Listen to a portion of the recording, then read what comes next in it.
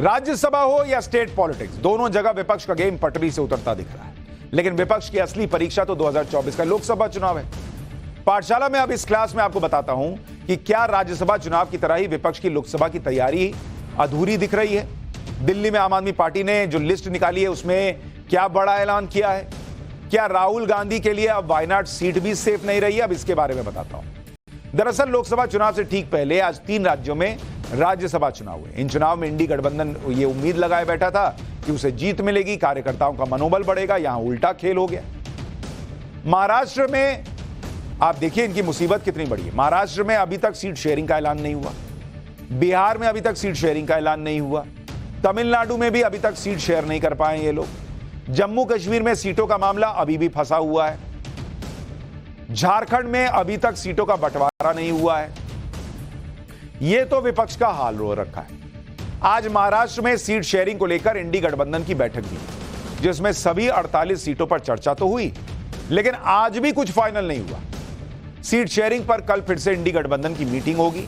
बैठक में बहुजन अघाड़ी के नेताओं को भी बुलाया गया था और इंडी गठबंधन की तरफ से बहुजन अघाड़ी को भी सीट ऑफर की। जम्मू कश्मीर में सीटों के बंटवारे को लेकर बवाल मचा हुआ है। सूत्रों के मुताबिक कांग्रेस जम्मू की 2 सीट पर लड़ना चाहती है, उसे लद्दाख की सीट चाहिए। नेशनल कॉन्फ्रेंस कश्मीर की 3 सीट पर लड़ना चाहती है। कांग्रेस चाहती है कि नेशनल कॉन्फ्रेंस कश्मीर की 1 सीट पीडीपी को दे दे। इसी को लेकर पेच फंसा हुआ है, क्योंकि नेशनल कॉन्फ्रेंस पिछली कश्मीर की 3 सीट जीती थी पिछले चुनाव में, और वो एक भी सीट छोड़ने को तैयार नहीं। मतलब सभी अपने अपने हिसाब से सीटों की डिमांड कर रहे हैं। इधर विपक्ष की बातचीत की गाड़ी अटकी हुई है। बिहार में इंडी गठबंधन से नीतीश कुमार के अलग होने के बाद भी अभी तक सीटों का ऐलान नहीं हो पाया। दूसरी तरफ बीजेपी में बिहार में सीटों का फॉर्मूला प्रस्तावित कर दिया गया। बीजेपी ने फॉर्मूला बना लिया बिहार का, जिसमें बातचीत चल रही है।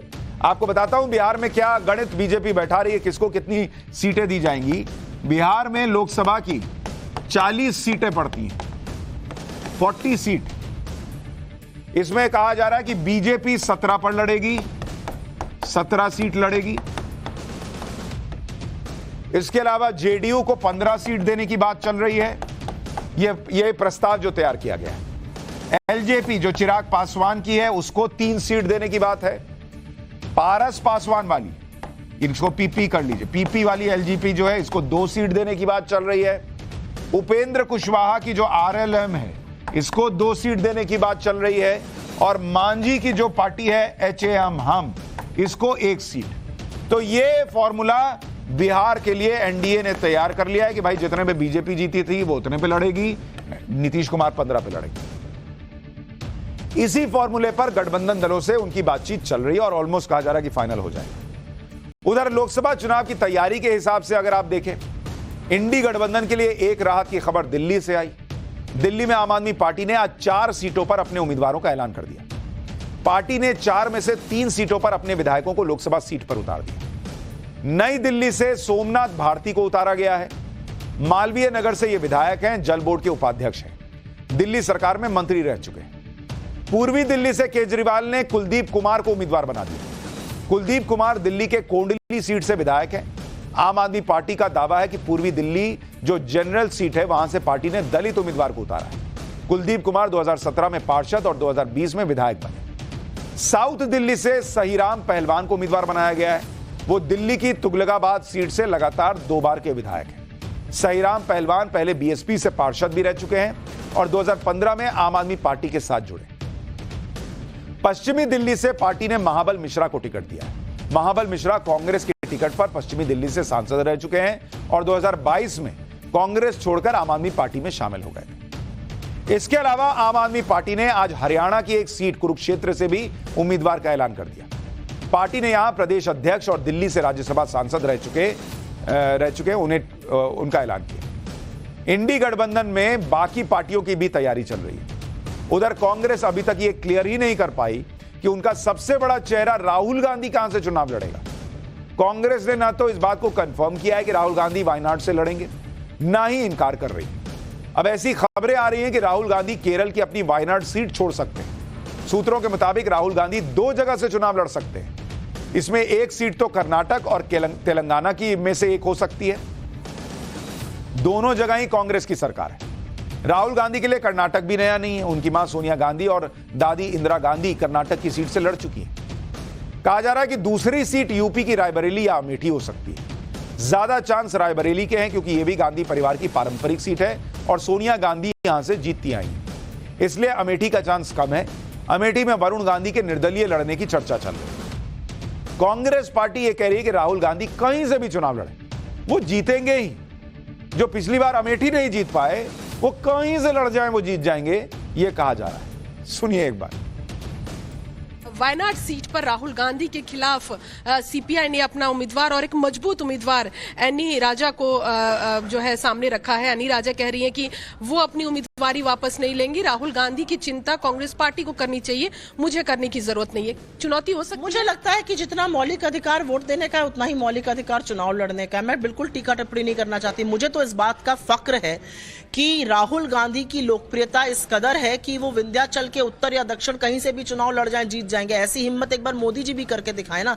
जाए विंध्याचल के दक्षिण जो इस देश का हिस्सा है वहां से लड़के दिखाएं, लड़ नहीं पाएंगे मोदी जी। और जहां तक घटक दलों की बात है, जो जहां से चुनाव लड़ना चाहता है लड़ेगा। मुझे लगता है कि राहुल जी लोकप्रिय हैं, वो जहां से भी लड़ेंगे बिल्कुल जीतेंगे। और ये निर्णय कि वो कहां से लड़ेंगे ये उनका होगा, शीर्ष नेतृत्व का होगा, हमारे अध्यक्ष का होगा। ये ना टेलीविजन स्टूडियो डिसाइड करेंगे ना और कोई पार्टी डिसाइड करेगी। कांग्रेस पार्टी के प्रवक्ता का फैक्ट से लेना देना नहीं। कह रही है नरेंद्र मोदी हिम्मत दिखाएं, कहीं से लड़के दिखाएं। अरे वो नरेंद्र मोदी जीवन भर गुजरात में रहे, फिर वाराणसी में आए और वहां पर लड़के जीत के 2 बार दिखा चुके और वहां इतना काम किया, फिर वहां कहां से और लड़े। और राहुल गांधी जो अमेठी से लड़ते रहे, जीतते रहे, वहां से हार गए तो चले गए वायनाड। हालांकि एक सवाल यह भी है कि राहुल गांधी तो पिछली बार वायनाड में अच्छे मार्जिन से जीते थे, फिर वायनाड सीट छोड़ने की क्यों बातें हो रही हैं? इसकी 2 वजह बताई जा रही है।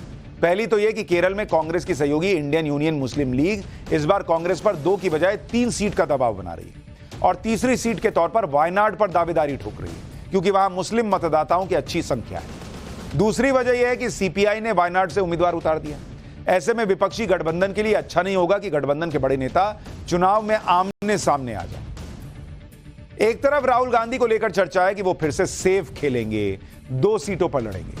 दूसरी तरफ नरेंद्र मोदी हैं जो अपने 400 प्लस के टारगेट के लिए उन राज्यों पर फोकस कर रहे हैं जहां बीजेपी कमजोर है। आज नरेंद्र मोदी केरल के दौरे पर रहे। 2 महीने से कम वक्त में यह उनका तीसरा केरल का दौरा है। जिस राज्य में बीजेपी की 1 सीट तक नहीं है वहां भी पीएम मोदी पूरा जोर लगा रहे हैं। वो ये जानते हैं कि उनके आने से कार्यकर्ताओं में जोश बढ़ जाता है। यानी पीएम मोदी पहले से हार मानने वालों में से नहीं है। आज पीएम मोदी केरल के तिरुवनंतपुरम में रैली कर रहे थे। उन्होंने राहुल गांधी की वायनाड सीट को लेकर कमेंट किया, कहा कि केरल में तो कांग्रेस और लेफ्ट दुश्मन है और बाहर ये लोग एकता की बात करते हैं। सुनिए एक बार प्रधानमंत्री मोदी ने क्या कहा। ये लोग केरला में तो एक दूसरे के दुश्मन है, लेकिन केरला के बाहर बाकी देश में ये एक दूसरे के बीएफएफ यानी बेस्ट फ्रेंड फॉर एवर है। ये लोग कांग्रेस के युवराज को केरला से बाहर रहने की नसीहत भी दे रहे हैं, लेकिन केरला के बाहर ये इंडी गठबंधन की बैठक में कम्युनिस्ट और कांग्रेस साथ साथ बैठते हैं, बगल बगल में बैठते हैं, समोसा खाते हैं, बिस्किट खाते हैं, चाय पीते हैं। यानी तिरुवनंतपुरम में कुछ और भाषा, दिल्ली में कुछ और बोली।